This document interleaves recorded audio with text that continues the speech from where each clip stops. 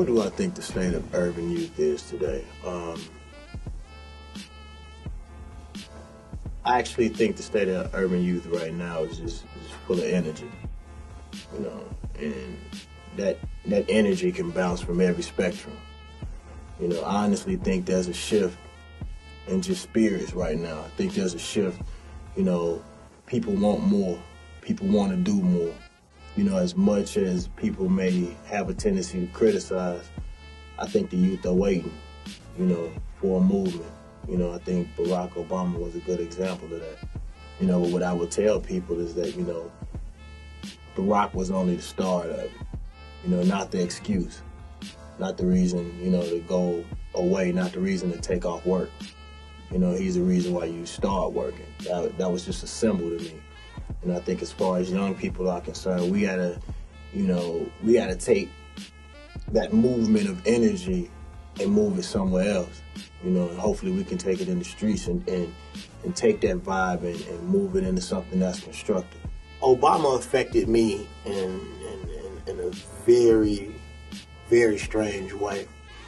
When Obama was elected, I was first thinking like, man, I could have been in Chicago or I could have been in Atlanta. I was actually at home with my family because I hadn't been home much. And that's been one of my moves to now spend more time in Mississippi and stop trying to chase the lights and go home, not just for the fans, but for my family personally. But when I looked on television, I was like, man, he's the president now, but now that also reflects on us as young, poor people, especially young black men. We have to do better. It's time for us to choose sides now. I don't think you can successfully straddle the fence now. I think that it's definitely time for everybody to step up and do better. And when I say everybody, I really mean me. Because I think more than criticizing and pointing fingers, I have to be a shining example of having the ability to do better.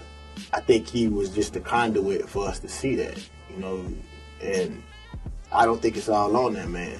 I don't think people are looking for, you know, things to come out of the sky. I don't think I think he's more of a symbol more than anything else. Because good or bad, and I don't know if people realize this, the big reason why Obama won was because Bush was so terrible.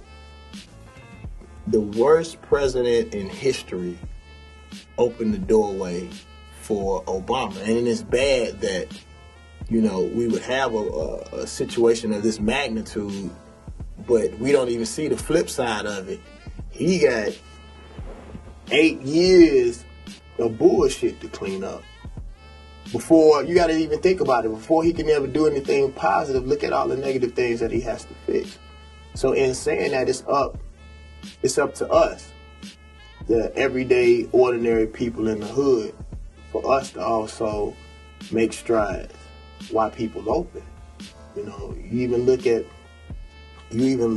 when he won in Chicago, how peaceful it was. With all those people out there, dude, we got an opportunity right now. The door is open for us to change something. And I'm starting with me. Faith is standing strong through it all. You know, I was just reading in the Bible recently. You know, when you have faith is when you are supposed to be tested. So like that's how I sort of look at life now. You know, anytime in my career when I've been trying to do right is when the biggest storm comes. And then what I want to tell people out there that's looking now, like, you know, you always wonder why when I'm trying to do right or when I'm moving toward, you know, something that's better for me and for my people, why is the storm always the greatest? Because it's supposed to be. That's what faith means. If you knew everything was going to be right every time you stepped out, that's not faith, because you already know the outcome. Strongest faith comes when there's the most turmoil, when you've been through the fire, when you're being melted, is when your faith comes in. Some life-changing events. I've had so many. I think the biggest life-changing event to me that I can remember, or the first one that pertains to my career, is right before I signed my deal. lot of people don't know the story. It's at the end of my album. It's called Faith. Most of my earthly possessions got stole from me. My whole van, everything that I had, from my equipment to the van that I was, you know, sometimes sleeping in when I was on my way moving back to Mississippi from Atlanta. To me, that was God showing me that if you believe in me, they can take everything that you have, but I'll bring you back to the same city and give you back everything 10, 20-fold.